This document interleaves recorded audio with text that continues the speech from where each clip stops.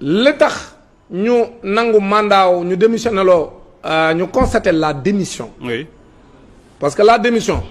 Soit yow lay doon wala ñu démettre la. dañu constaté la démission suivant l'article 277 du code électoral. Oui. loolu kenn werantewu ko à part ñi ma dégg ñu wax ko kasaaw effectivement l'article 277 du code électoral dit de façon claire. qu'un conseiller municipal boo xam ni dañ la daan boo xam ni dafa dem ba ca cëppaandaw la dañ lay dindi ci sa poste bi nga xam moom nga nekk conseiller municipal. loolu luñ mën a wax ndax élégance ak yooyu loolu du droit man je parle droit. droit nag bu ñu koy wax mooy les lois et règlements. Oui. code yi ci lañ bokk yëpp lépp loo xam dañ koo teg muy tëralin boo xam ñun ñëpp dañ cee war a tënku. code bi li mu wax lu leer la. article 277 bi dafa laal Barthélémy Dias ñoom xam nañ loolu moo tax ay jegeñaaleem sax dañ naan lii du élégance politique. élégance politique nag du droit yow d'accord nga ci ak man j'espère. léegi nag maintenant comme code bi leer na ni déchoir bi. dindi mandat maire Dakar bi ñu ko def dañ koo teg ci lu leer maanaam du jaay doole. Oui.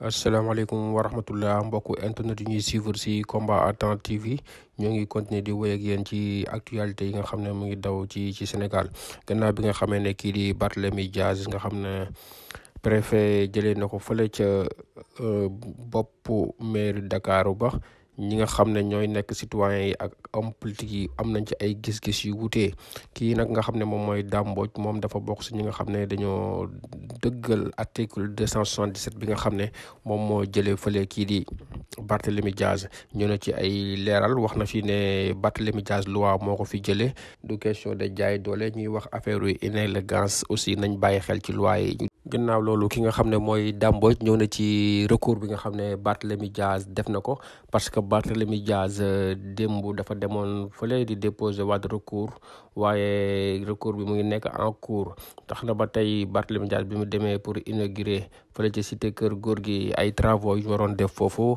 takk deri dañ ko aaye loolu noonu ne ko ndax nekkatoo maire Dakar waaye moom Barthélémy nee na moom ba tey def na recours te recours bi mu ngi en cours waaye kii di Dame Mbodj indi na ci ay leeral ñu dégluwaat continuer liñ ko doon déglu. defuñu ko ci jaay doole dañ ko teg ci loi li mu wax. maintenant loi bi da cee teg ni. recours bi nga mën a def. recours bi ngay def. c'est pas un recours suspensif. c'est important. loolu la loi wax. loolu la loi wax. c'est clair la loi dit de façon nette et claire que recours bi ngay def te loolu même article boobu moom moo koy wax. 277. waaye y a pas le recours n'est pas suspensif. D'accord. waa léegi nag comme le recours n'est pas suspensif. waa léegi. léegi Pape Matar. le recours n'étant pas suspensif. Barthélémy Dias suñ ko déchoiré bu ñu nangoo mairie Dakar ci moom mais bu defee recours bi du tee moom nangu nañ ko. xoolal gis nga exécution bi gis nga le préfet. su xasee suñu xasee bind rek day dal ci ndoddu Barthélémy Dias. maanaam dañ koy exécuter séance tenante c'est-à-dire xoolal c'est une décision à exécuter dès le moment de la prise de décision. donc loolu moo tax Barthélémy Dias amul benn possibilité mën a delluwaat mairie Dakar dafa def conférence de presse wala dem bureau même buy def recours. dañuy exécuter d'abord la mesure mu dem toog këram def recours terewuñ ko mu def recours de. moom am na droit def recours mais le recours n'est pas suspensif. këram la koy defee. waaw wala fu ko neex. mais mënu ko defee ci fi am fa lañ ko faloon. mais lu tax kon ñu bàyyi ko mu dugg la décision est définitive. lu tax ñu bàyyi ko mu dugg ba pare ba commencer. non loolu xam nga ay manquement wu. carence la waaw mën na nekk. le manquement wu man loolu effectivement je me suis posé cette question. c'est-à-dire que pour man dès l'instant que mesure bi jël nañ ko. oui. mais xëy na ñoom dañoo jàppoon ne moom comme xam na texte yi li mu wax te nangu nañ mandat bi démission bi c'est constaté par l'autorité administrative. donc dañu jàpp ne xëy na Barth xam na ay droit am. xam na lan la loi wax. kon du dem foofa feneen lay dem def fa conférence de presse man ñoom jàpp naa ñoom loolu lañ jàppoon. maintenant peut-être loolu moo indi retard bi. mais daam gis nañu presse bi di dugg ñoom ñi ngi fa woon taxaw gis nañu Barthélémy di dugg ànd ak ay nitam lan moo tere woon signal benn ñu ni que carrément fii doo fi dugg monsieur le maire parce que nekk doo maire xamul tax. parce que Pape Matar régime bi nekkul di jaay doole. ah loolu du jaay doole. d'après li nga wax non dama lay expliquer. non régime bi nekkul di jaay doole. xam nga bu doon Macky Sall la. bu dee suba la ñu war a dindi mandat wu Barthélémy Dias. ca guddi ga lay dem installer dispositif de sécurité. bu doon Macky Sall la. mais régime bii du doxalee noonu parce que régime bi nekku fi di jaay doole. ñun dañoo jàpp rek ni Barth xam na ay droit am te droit am li mu wax mooy le recours n'est pas suspensif. Comme le recours n'est pas suspensif. moom suñ ko xësee démettre. oui par l'autorité administrative dootul amati benn sañ-sañ di dem ci bureau parce que jëlee nañ ko fa. parce que décision bi dès que préfet bi jël ko léegi day nekk en vigueur. d'accord léegi nag moom lépp lu mu ca tegaat léegi bu ñu ko xasee may benn fan mu dellu fa di def conférence de presse. kon mën nañ koo may beneen fan tam mu ñëw toog bureau di liggéey. c'est-à-dire que il faut que la mesure est exécutoire séance tenante.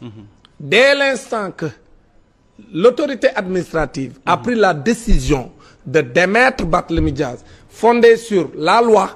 nga xam ne moom moo ko wax ni moom. dañ koo daan bu dem ba ca cëppaandaw ba. comme daan nañ ko daan bu dem ba ca cëppaandaw ba moom mënatu la nekk maire de Dakar. kon loolu du jaay doole mais dañ koo sukkandiku ci loo xam ne du nguuru président Diomaye moo ko daan. encore une fois. daan boobu Macky Sall moo ko daanoon ba pare téye ko. ni du ko exécuter te pour dama mënoon na ko exécuter. mais Macky Sall da koo téye ni du ko exécuter. di ko xuuxale à chaque fois di ko xuuxale. maintenant nag.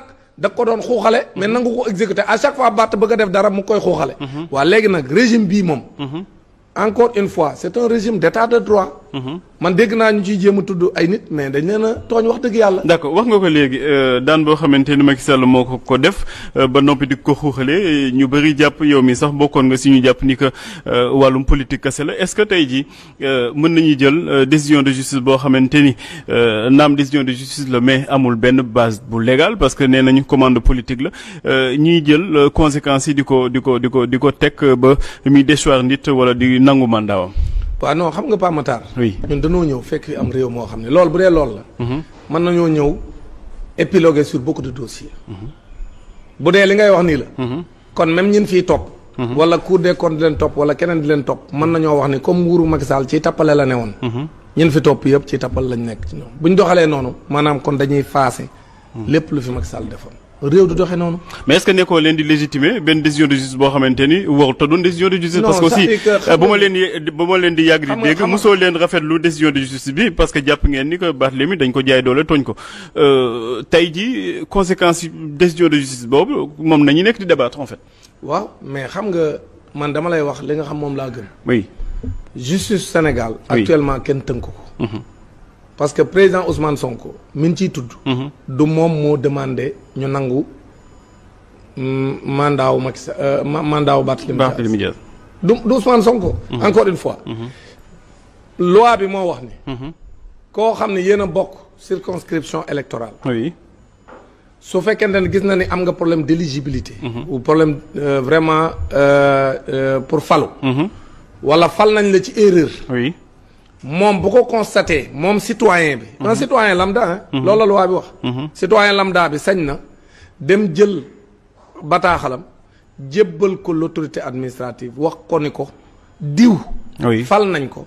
waaye fal gi jaarul yoon. d'accord léegi loolu léegi nag kooku. est-ce que loolu mën nañ cee tudd le premier ministre. rek mën ko def léegi damay laaj est-ce que man pour man c'est le contraire qui devait choquer les Sénégalais. kaddu yi bokk na ci lenn li nga xam ne moom la Dame Mbodj yëkkati ci par rapport ak jële bi nga xam ne jëlee nañ ko Barthélémy Dias ci kaw mairie Dakar bi dinañ ñëwaat ak yéen ci yeneen information ci kanam di leen jox di dajee ci kanam incha allah di leen wax ngeen continuer di abonné ci suñu chaîne bi laal cloche bi activé ko boo ko defee vidéo bu dugg ngeen am ko asalaamaaleykum wa rahmatullah